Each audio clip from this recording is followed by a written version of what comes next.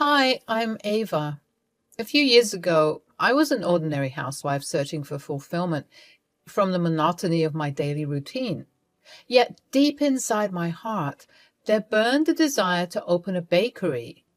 This dream consumed my every thought, adding a sense of purpose to my life that drove me forward, so I decided to talk to my husband about it.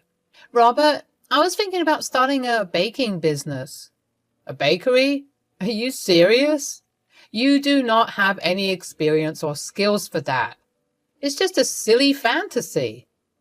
But I have a passion for baking and I want to earn and support you. What is the point, Ava? You're just wasting your time with these silly dreams of yours. I know it may seem like a long shot, and I believe in myself. I want to create something special, something that brings joy to others. Joy? Don't you see the reality? We have bills to pay and responsibilities to fulfill. Your little bakery will not bring in any money. It's a waste of time and resources. I want to believe in myself and what I can accomplish. I don't want to live a life full of regrets wondering what could have been. Fine, Ava. Do whatever you want. But don't come crying to me when it all falls apart. I will not support this foolishness. I didn't get demotivated by Robert's words. I saved up some money and started baking for friends. Robert, guess what? I saved up some money and started a home baking business. Oh, a home baking business? I told you it's a waste of time. Well, I know it is challenging, but I am trying my best. Trying your best, Ava? Let us be realistic. There is no way you can compete with established brands and shops. It is just a hobby, not a real business. It is more than just a hobby to me, Robert. I am motivated to make it work. Motivated? Ava, you need to face reality. Your small business is going nowhere. You are just wasting your time and energy. Your business schedule is affecting our relationship. You are always so caught up in your baking that you do not have time for anything else. I'm sorry if it feels that way, but I am doing my best to balance everything. This business means a lot to me, and I hope you can understand and support me instead of criticizing me. It is just frustrating to see you so consumed by something that does not seem to be going anywhere. Honestly, my business was going nowhere, but I believed in the potential inside me and continued to work hard. Even the friends who tasted my food said it was delicious. I just need some marketing. I remained positive. Maybe Robert's criticism would turn into respect once I start making a profit. But unfortunately, something terrible happened to me. On that day, Robert did not come back home. I tried calling him, but he did not answer. I thought he might be busy with work at the office. The next day, he called me. Ava, start packing your bags. Hey, bags? Are you going somewhere? Not both of us, just you. Me? Where? Out of my house. I don't understand. What is this silly joke? Come home and we can talk. It is not a joke. I'm going to marry Mia, and I want her to live here. So before she comes, I want you to leave the house. I couldn't process the news. I stood there frozen. Eventually, I regained my senses and gathered the strength to speak. What? But before I could finish asking my question, he had already hung up the phone. I felt confused and sad. I fell on the floor, feeling very overwhelmed by everything that was happening. While I was lost in my thoughts, I suddenly woke up when I heard the doorbell ringing. I quickly went to the door, eager to find out who it was. When I opened it, I saw my little sister, Mia, and my husband, Robert. It was a surprise because Mia and I hadn't been in touch, and I never expected her to betray me like this. There they stood, with Mia dressed in white and holding hands with my husband. Have you not left yet? Why would you do this to me? If there was a problem, you should have talked to me. Why did you betray me like this, Robert? What did I lack that you had to turn to another woman? You have nothing. You are just a housewife who does not even know how to make me happy. Look at Mia. So beautiful and perfect. She makes me happy. You're always busy with household chores or your silly bakery. Busy? Who do I do everything for? You and our home, right? Well, that doesn't matter now. We're married and it is time for you to leave my house. Either you go on your own or I will push you out. Mia smirked and I became furious. What is so funny? You're my little sister. Why would you do this to me? Your sister? Oh, please. I have a higher class, unlike you. My new husband is wealthy and I can keep him happy. So you should leave our house. We have to host a wedding party this evening, so you better go. For the past 2 years, I had been trying so hard to make my marriage work and to please Robert. But nothing worked and I felt angry at myself. Mia made me feel like I was not enough. There was nothing left for me in that house. Yes, legally it was in Robert's name, but I had put so much effort into making every corner of that home perfect. And within a few minutes, everything shattered before my eyes. Blaming my destiny, I walked out of that place. Suddenly, while I was walking, someone pulled me to the side. It was a woman. I looked at her, surprised and angry. What? Rose? Can't you see you were walking in the middle of the road? You could have been hit by a car. Rose was my friend from childhood. We met after so many years, and that too in such a situation. She almost shouted at me, and I snapped back to my senses. I had been walking on the road without paying attention, lost in my thoughts. I felt a chill thinking about what would have happened if that car had hit me. Are you even listening to me? What's wrong with you? Oh, yes, I'm sorry. Thank you, Rose. Huh. It is okay. Do you need any help? Where are you going? I can drop you off. Where was I going? I did not have any close friends in the city. My parents lived far away, and I did not want to trouble them. Robert was my everything. I felt ashamed of myself. Actually, I don't know where to go. What? Never mind. Can we at least go to the restaurant? I'm super hungry. Are you? And then I realized, yes, I was hungry, but I had left home without any money.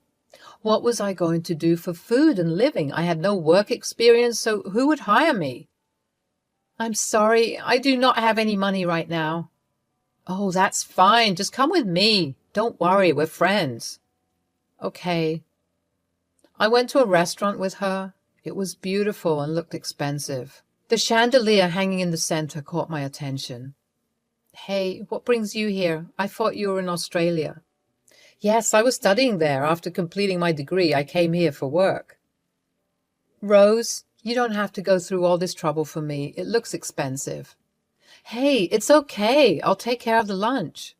We got interrupted as the food arrived. It looked delicious. Soup, Caesar salad, and barbecue chicken burger. I was hungry, so I started eating without waiting for Rose. Did you like the food? Yes, it's nice, but the burger buns could have been better. Really? Our buns and pizzas are very famous. Oh, I'm sorry, I didn't mean it like that. The food is good, but there's room for improvement. The buns could be crispier and better baked. The soup could have more seasoning. You are talking like a chef. Oh, no, I'm just a stay-at-home wife. Well, I used to be. Anyway, I bake a lot and even started a baking business, but it's not going anywhere. Oh, you have so much knowledge. Why don't you try working at restaurants? I'm not qualified for that. Not every restaurant requires qualifications. You seem experienced, and that's enough. I can tell something really bad has happened to you. Would you like to share it with me? Rose looked concerned and helpful, and I wanted to share everything with someone. I explained everything to her. That is terrible. What kind of man is he? We can sue him legally. I'll help you. Hey, no, I don't want to do anything, and I don't need anything from him. What is the use if there's no love left? Let him live peacefully. You are so kind-hearted, Ava. He did wrong to you, and he will pay for his actions. But until then, focus on yourself. You have so much potential. Try going out and getting a job. Even I need to become independent. Do you have any references here? I can start from here. Oh, sure. I'll book you an appointment with the owner. That would be so helpful. Are you in the management department? Yes, you can say that. Rose paid the bill and we left the restaurant. I had found new hope. So where will you go now? Actually, I don't know. I'll call some of my friends and find a temporary place. I am your friend, right? Why don't you come with me? Are you sure? You've already done so much for me. No problem, dear. Stay with me until you find a permanent place. Thank you so much. I moved in with Rose. Her home was beautiful with a big library full of business books. I lay on the bed thinking about Robert and Mia's wedding party. I was deeply in love with Robert and it wasn't easy to move on, but I decided to trust myself and give it a try. The next morning I got ready using Rose's office clothes. I looked at myself in the mirror and kept staring.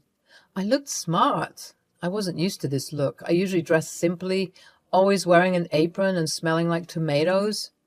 Maybe that's why Robert left me. My thoughts were interrupted by Rose. You look smart. Thank you. Are you ready for the interview? Yes, hoping for the best. Good. I'll drive you to the restaurant. We arrived at the restaurant. Rose told me where to go and she went to a meeting. I went to the waiting area feeling so nervous. After all, it was my first job interview. I gathered my courage and stepped inside. When I opened the door, I was surprised. It was Rose. Rose? Sorry, can I come in? Hey, Ava, you don't have to be formal. Come in. Hey, Ava, you don't have to be formal. Come and sit. I sat in front of her. She was the owner of the restaurant. The previous day, I criticized her restaurant's food. I felt ashamed. Sorry, Ava, this is kind of a surprise for you, but yesterday I did not want to overwhelm you. Oh, I understand. Shall we start the interview then? I judged you enough yesterday, and you are the best candidate for me. But the head chef wants you to work in the kitchen today, and we will let you know tomorrow about the job role and the rest of the formalities. Thank you so much, Rose. No need, Ava. Do your best in the kitchen. I went into the kitchen. It was an amazing place. I had only seen such a place in movies or cooking shows. I never thought I would get a chance to visit such a place. I decided to give it my all. The head chef told me to make the same soup we had eaten the previous day and to bake the burger buns. I knew what was missing, so I did my best. The head chef was surprised and praised me a lot. Everyone was happily tasting my dishes, and they could not believe I was just a stay-at-home wife before. But more than that, I was surprised at my newfound potential. There was a long way to go. Eventually, I got the job, and the salary was surprisingly high. I had never had this much money before. I was happy working there. I put all my effort into the job because it was all I had left in my life. Over time, I got promoted and became the head chef. I bought my own house in the city where no one could kick me out. Our breads and soups became famous and people came just to taste them. I even published a recipe book. But deep down in my heart, my dream of having my bakery was still unfulfilled. I decided to talk to Rose about it. Hey, I want to talk to you about something. Yes, Ava, please go ahead. Actually, do you remember when I told you about my dream of opening a bakery? Yes, I do. Well, I've been thinking about opening my bakery, but to do that, I would have to quit my job at your restaurant. Oh, that's so sad. But I don't want to hold you back, Ava. I know you have the potential to establish your brand, and I'm with you. Thank you so much, Rose. You are the best person I have ever met.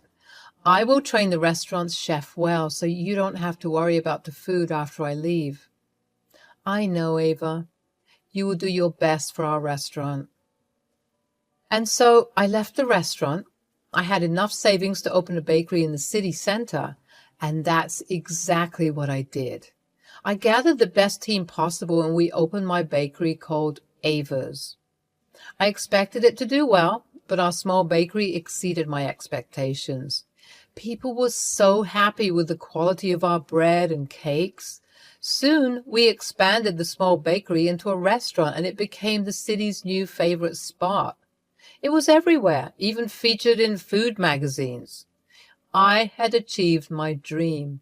Ava's had become a brand. I remembered the chandelier in Rose's restaurant and decided to create a special interior for our newly opened restaurant.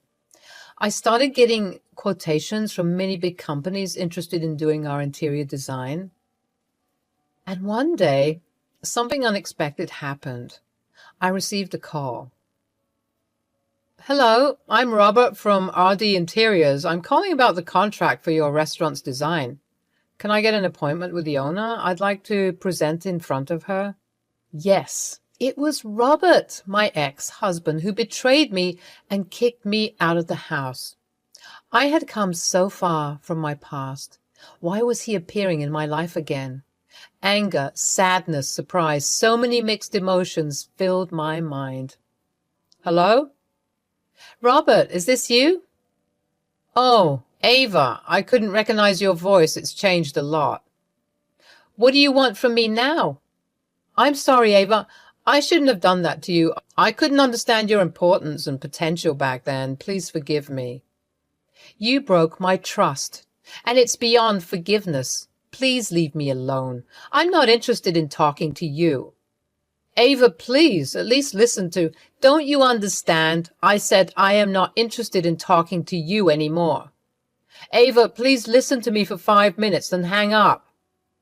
Fine, talk. But don't expect anything in return. Ava, my previous company fired me because I wasn't attentive at work. I started working at RD Interiors a few months ago, but even this company isn't satisfied with me. My responsibilities have increased and I can't handle it all. Please, this contract is my last hope. If I don't get it, my company will fire me. Oh, sorry, Robert. I'm not interested in working with your company. Ava, please. And I hung up the call, remembering how he had hung up on me while I was pleading for an explanation.